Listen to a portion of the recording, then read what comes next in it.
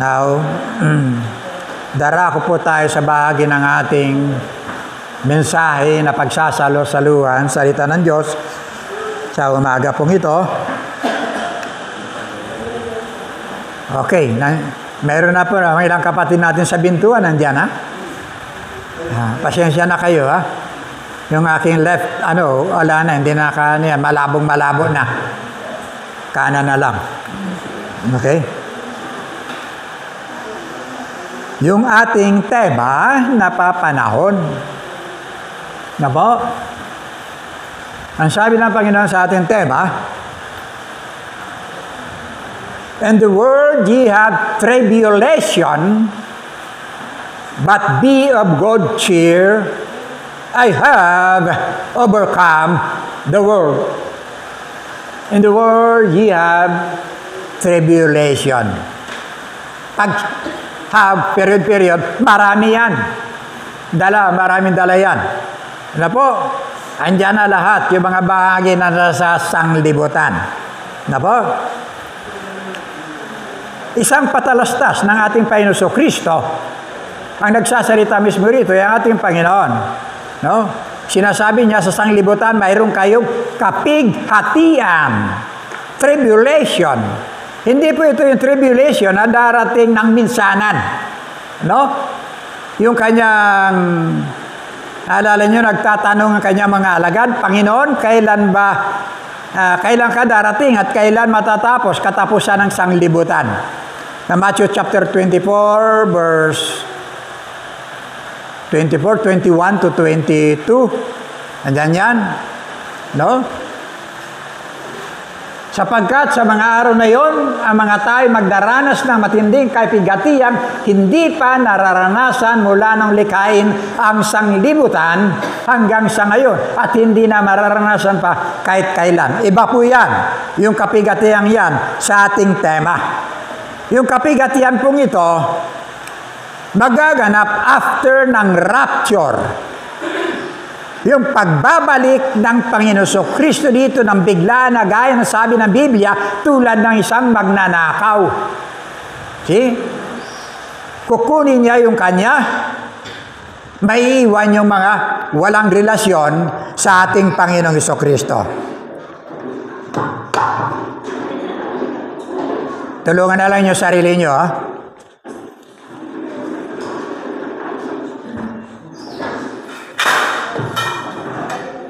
Sumasabay si Setan.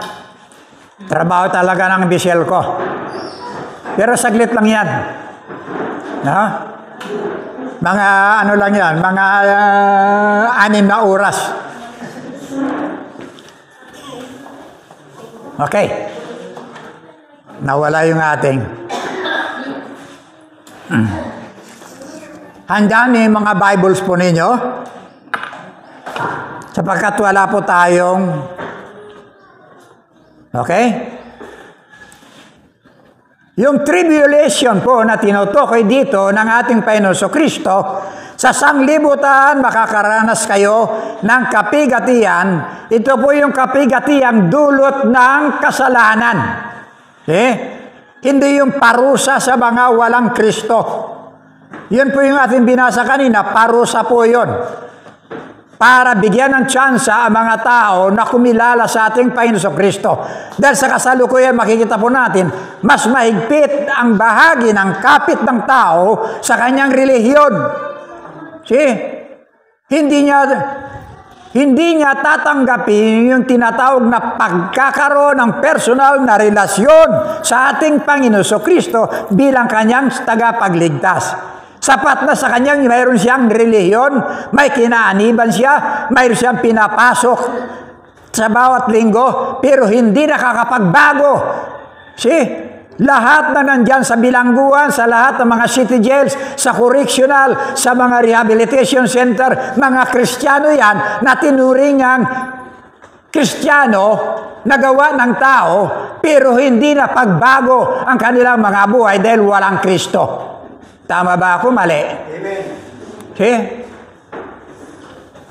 Ang pinag-uusapan po rito, yung bahagi ng kapighatiang darating, lahat mararanasan maging anak ng Diyos at maging hindi.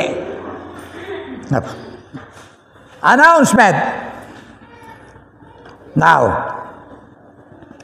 ito po ang mga nasasanglibutang tinutukoy ng ating Panginoong Jesucristo sa 1 John chapter 5 verse 19. See? Na nasa ilalim ng kapangyarihan ng diablo itong sanglibutan. 2 Corinthians chapter 2 verse 2. Sinasabi doon na ang diablo ang ama ng sanglibutan. See? Kaya makikita nyo kung gaano ka-powerful. Yang tanging mga anak kay Kristo lang. Ang hindi marunong manigarilyo, hindi marunong magsugal, hindi marunong mag-drugs. See? Dahil taglay nila yung lifestyle ng ating Panginoon Kristo. Pag binasa nyo ang John chapter 1, verse 12, ang sabi ron, ang sino man sa kanya ay tumanggap kay Kristo.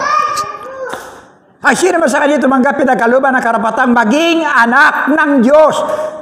Magiging anak ka lamang ng Diyos sa pamamagitan ng iyong pakikipagrelasyon sa ating Panginoon Kristo.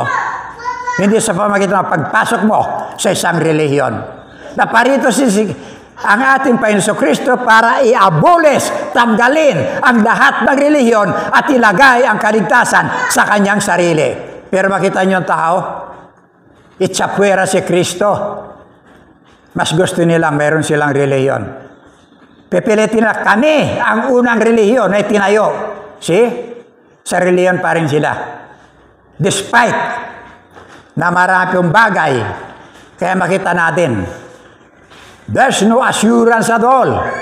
Pagkatapos pagdating ng tao na mamatay, walang katapusan, prayer.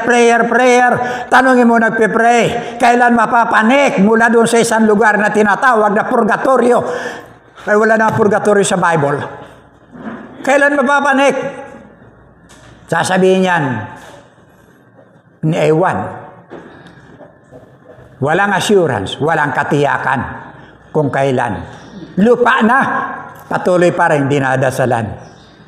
Ang kay Kristo, ang sabi niya, ang sabi ng isang tao doon sa krus, Jesus, alalahanin mo ako pagdating mo sa iyong kaharian. Sagot niya, makasalanan ka.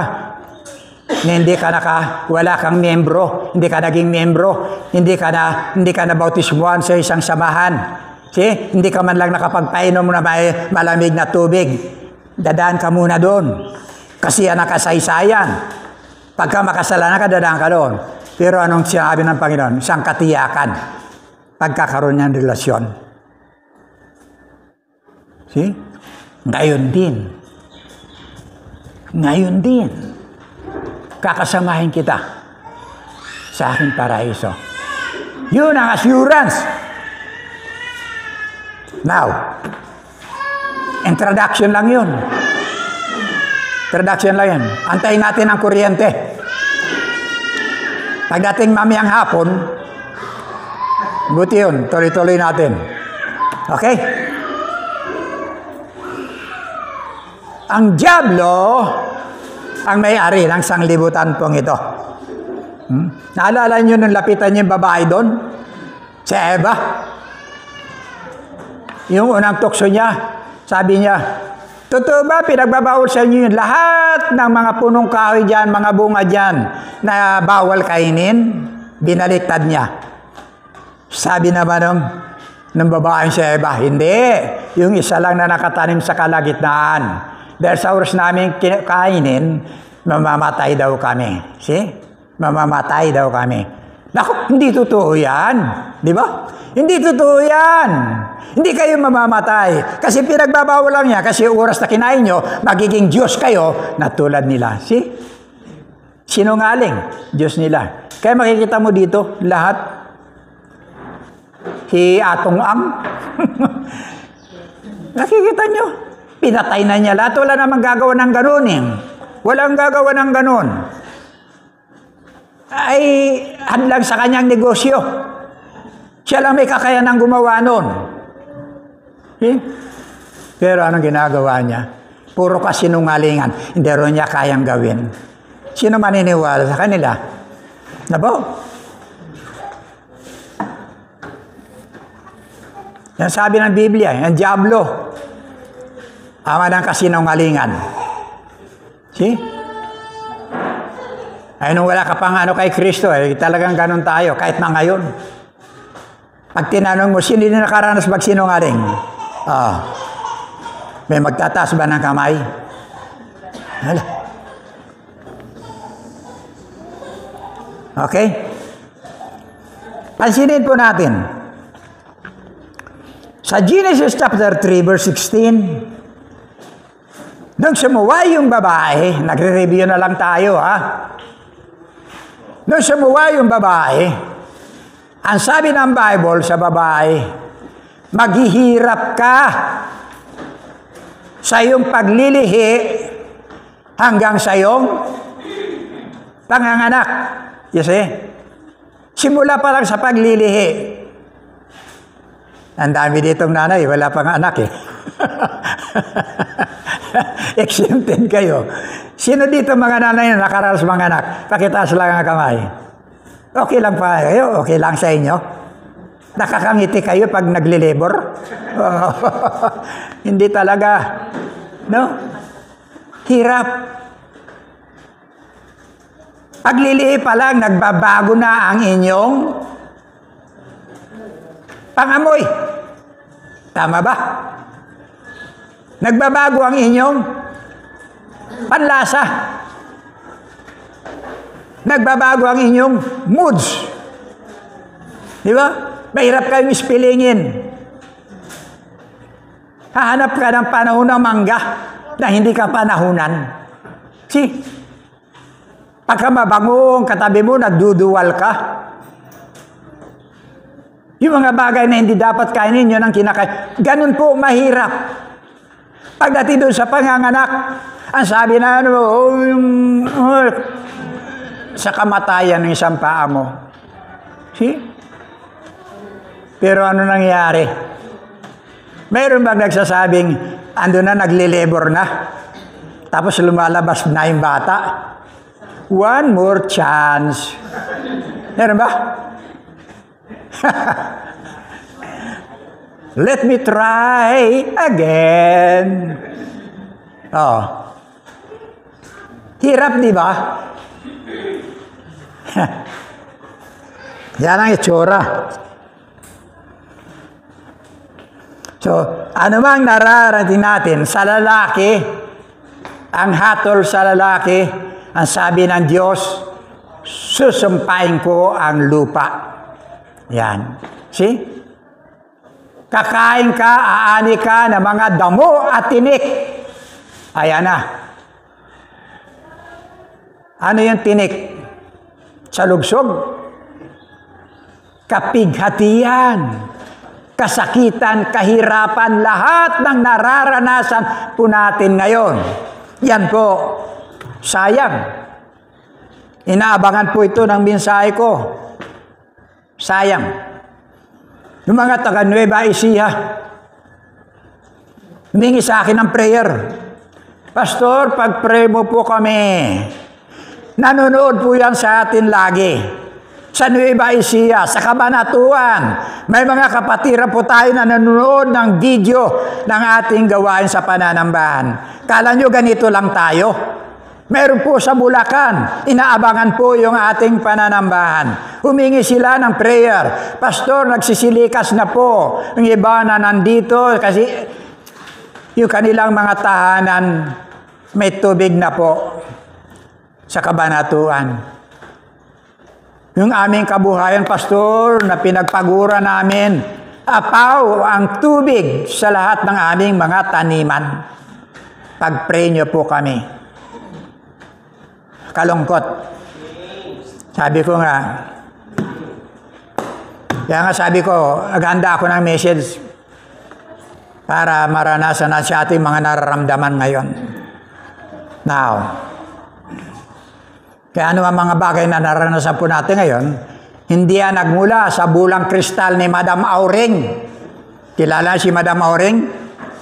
Hindi yan nagmula sa mga bahagi ng horoscope. Uso yan ngayon. Sa Facebook, makikita mo. Ituro mo kung saan yan yung taon na pinanganak ka. Pindutin mo, pagkatapos makikita mo kung anong kapalaran mo. Ha! Hindi yan.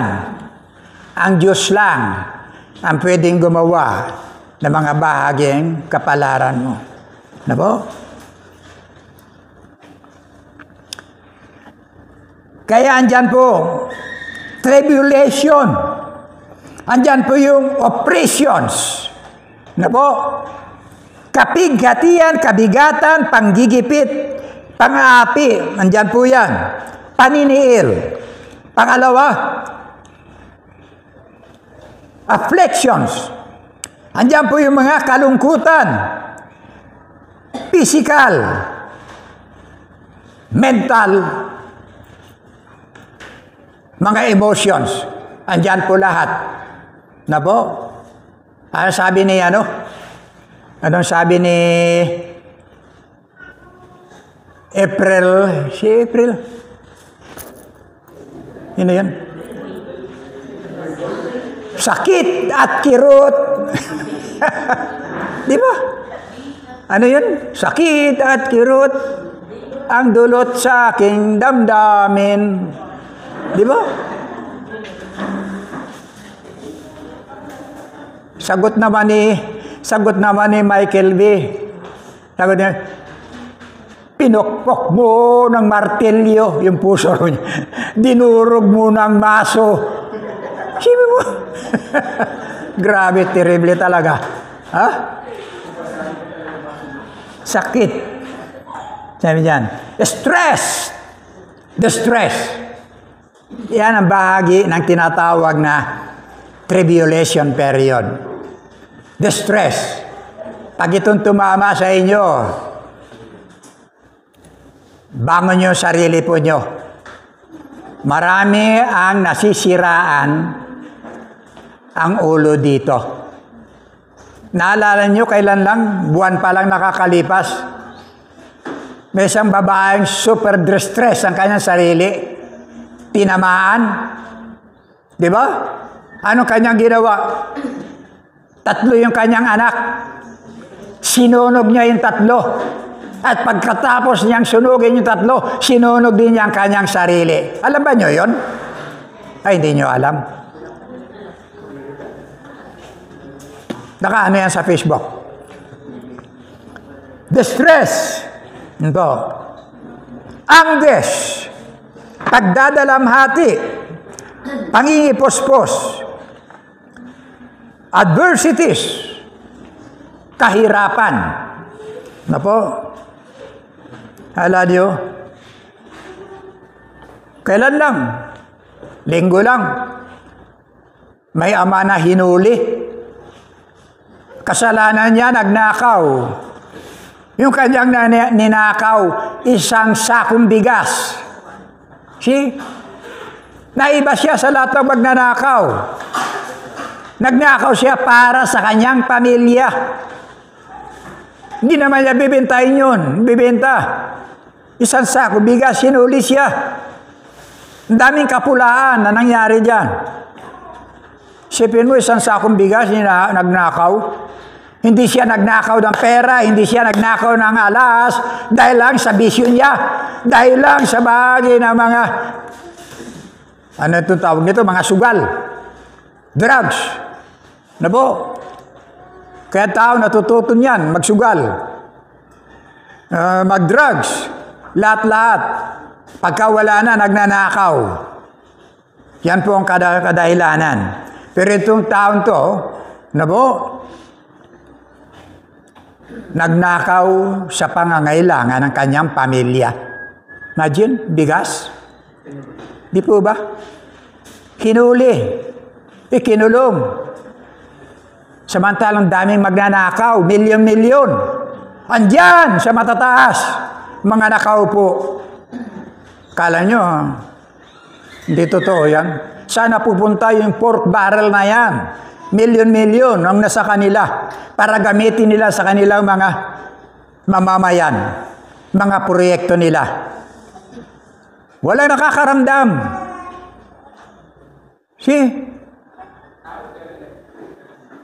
Tinutulungan pa natin sila eh. Ayaw kung paanong paraan.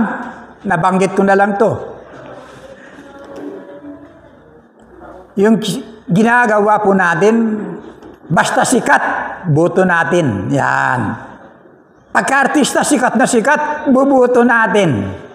Alam niyo mga minamahal, ibubuto yung taong pupwesto doon, walang kinalaman, walang alam. Pasusweldo mo galing sa tax sa tao, pinasasahod mo na walang ginagawa, walang alam.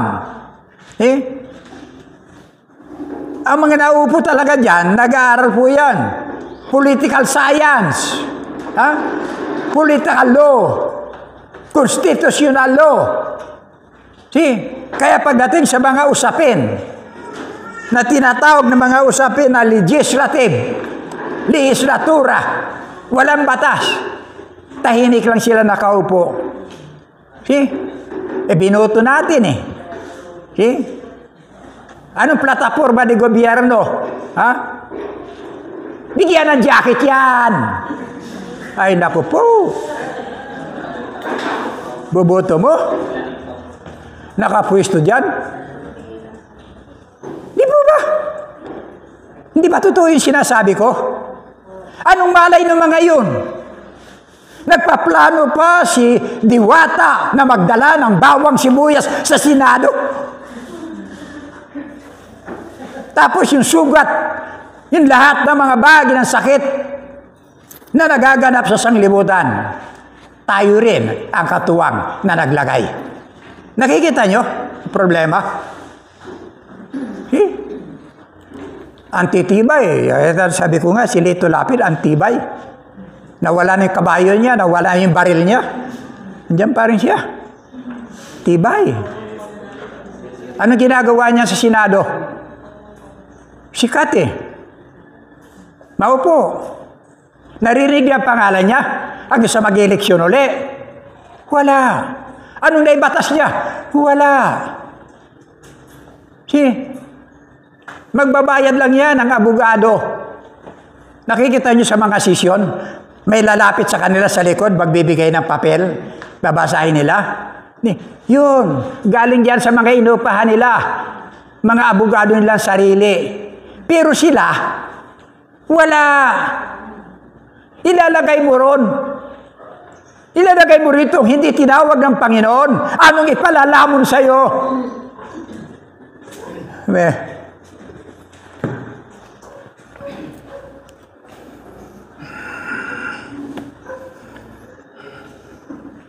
Kaya nga basta sikat, pwede na eh.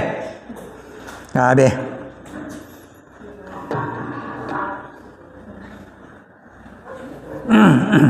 Okay. Ito po yung sinabi ng ating Panginoon Kristo, John chapter 17, verse 15 to 16.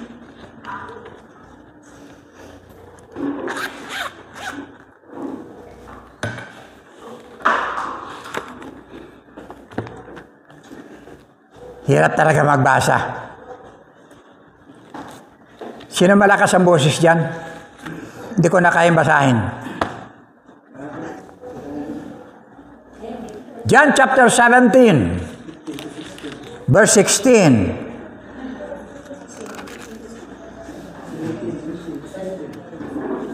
(15 to 16).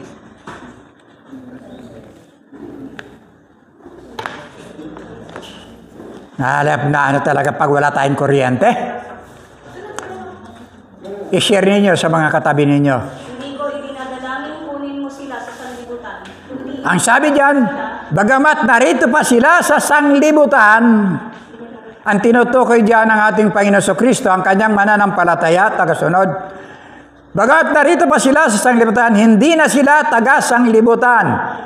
Pero dinadalangin ko sa iyo, Ama, na huwag mo silang alisin sa sanglibutan, kundi iligtas mo sila sa masama.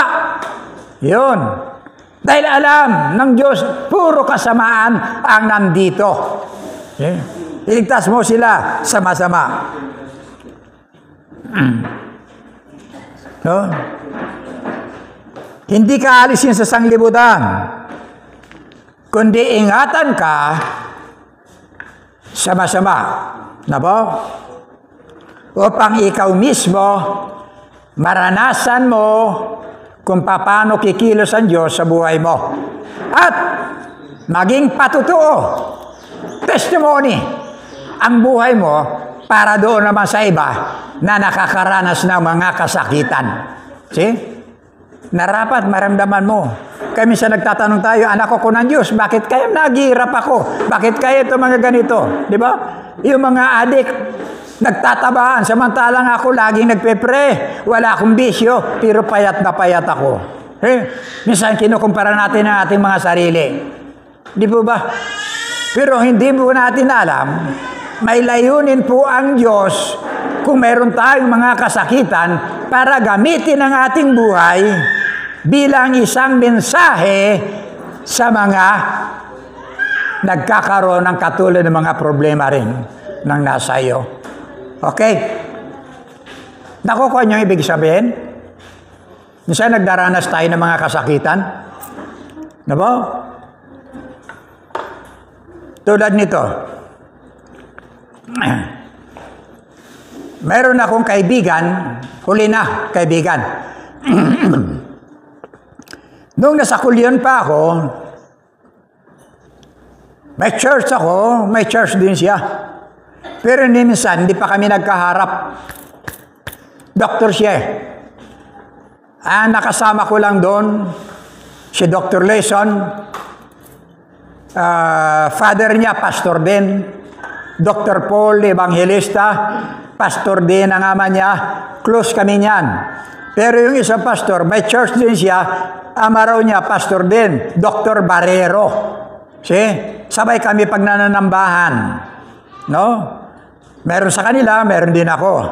Ang problema, hindi pa kami nagkaharap ng personal. Now, naging close kami niyan, ngayon na lang. Nung nasa ibang bansa na siya, doon na siya nakatira. Lagi yan, sabi niya, Pastor, please pray for me. Sabi niya, doktor siya pero may sakit na siya ngayon. 84 years old. Sabi niya, 5 days, sabi niya, nandun ako, sabi niya, pinalalakas yung aking puso. Sabi niya yan. Mayroon akong diabetes. Sabi niya, mataas lagi yung aking presyon. Yun lang. Ganon lang. Then, ang sabi ko sa kanya, Doktor, walang oras yan. Kahit na ating gabi, nagme-message sa akin yan. Hindi niya iniisip kung minsan pahinga yun, ating gabi. Sabi ko sa kanya, Doktor, sabi ko sa kanya, bingi na po ako. Sabi ko sa kanya, I already lost my hearing, both, sabi ko, ears, left and right. Sabi ko sa kanya. Then sabi ko, ang isang mata ko, isa na lang yung aktibo, yung kanan. Ito, nakakaninag pa, pero hindi na yan, malabo na yan. Sabi ko sa kanya. Sinend ko sa kanya yung picture ko, na mayroong itim dito. Charcoal. Nung namamaga pa ito. Sabi ko, Doktor, ito namamaga. Sabi ko, hirap ako kapag ka nagbihis o di kaya maghubad pag nasasagi siya ubod ng sakit. Sabi ko ganyan. May bukol ako sa loob. Sabi ko na napakalambot na. Parang hinog na siya. Saka ko lang natuklasan. Ang advice sa akin ng mga doktor, kuna ng biopsy, kuna ng laman. Sabi ko ganyan. Pero ang problema, paano gagalawin? Una, namamaga. Pangalawa, mataas ang diabetes ko. Mataas yung cholesterol ko. Mataas yung uric acid ko. Meron din akong high blood. Di marami. See? Ang dami na. Buong katawan ko na. Ganyan. Then, ang number one problema ko, doktor. Sabi ko sa kanya, yung aking prostatitis. 4 to 5 times sa buong magdamag, bumabangon ako para mag-urinate. Sabi kong ganyan. Sa edad ko, sabi kong ganito, pag gumising ako at bumangon ako ng alauna, hindi na ako makakatulog uli. Kaya sabi ko, yung tulog ko, alos 2 oras, pinakamatagal na yan. Lumagpas ng konti dyan. Sabi ko, yan lang. Agantay na ako ng umaga. Cycle! Sabi ko ng buhay ko. Dahil ang pinakadinaramdam ko, sabi ko, yung aking vertebra. Ha? Wala na pong foam. Wala nang litid. Bone to bone. Buto sa buto. See? Wala na siyang foam na pagka mag-ano ka, galaw ka, suwabe. See? Wala nang ganong langis. Kaya ito dinaramdam ko pagka malayo ang pupuntahan. Dito lang, konting ganyan lang ng tricycle, napapaaray ako. Kasi masakit. Masakit. Ito po yung buhay ko ngayon. Sabi ko, Dok, ang tinitira na lang sa akin ng Diyos, yung aking hininga. See? Nakakahinga pa ako. Na anumang bahagi ng aking dinaramdam, ipinaglilingkod ko sa Diyos. See? Ngayon, ang bawat message niya, hindi na, Pastor, please pray for me. Ang bawat message niya ngayon, Pastor, I'm praying for you. Nabaliktad na. Nakita niya. Akala niya siya, pinarurusahan siya ng Diyos. Pero ito pala, mayroon pa palang mas grabe sa akin. See? Kaya kung minsan nakala natin, matinditan, tama ko, bakit ganito ako? Pero may purpose ang Diyos sa buhay natin. No? May purpose. Sayang. Sabi ko, hindi nila napapanood. Now, anong oras na ba? Maaga pa. Hintayin natin yung kuryente.